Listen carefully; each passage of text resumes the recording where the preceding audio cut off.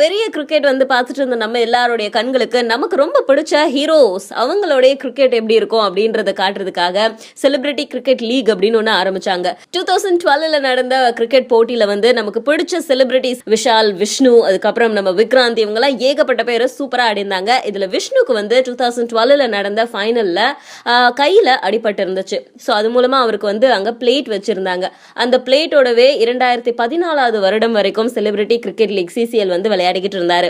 இப்போ அந்த பிளேட்டை எடுக்க வேண்டியதுக்கான நேரம். ஸோ ஹாஸ்பிட்டல் அட்மிட் ஆகி அவர் ஆப்ரேட் பண்ணி அந்த பிளேட்டை வந்து வெளியே எடுத்திருந்தாங்க.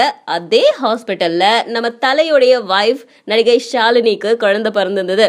குட்டி தலை பிறந்தாரு இல்லையா, அதே ஹாஸ்பிட்டல்ல தான் நம்ம விஷ்ணுவும் வந்து அட்மிட் ஆயிருந்தாரு. ஸோ அதே ஹாஸ்பிட்டல்ல விஷ்ணு அட்மிட் ஆயிருந்ததுனால அஜித் போயிட்டு விஷ்ணுவை பார்த்து நலம் விசாரிச்சிருக்காரு. இது தொடர்பா விஷ்ணு என்ன சொல்லியிருந்தாருன்னா, நிறைய பேரு அஜித் ஒரு சிம்பிளான மனிதர், ரொம்ப நல்ல ஒரு ஹியூமன் பீயிங் அப்படின்லாம் சொல்லி நான் கேள்விப்பட்டிருக்கேன். ஆனா அவர் இவ்வளோ நல்லவரா இருப்பாரு, இவ்வளோ சிம்பிளா இருப்பாரு அப்படின்னு நான் நினைச்சு கூட பார்க்கல.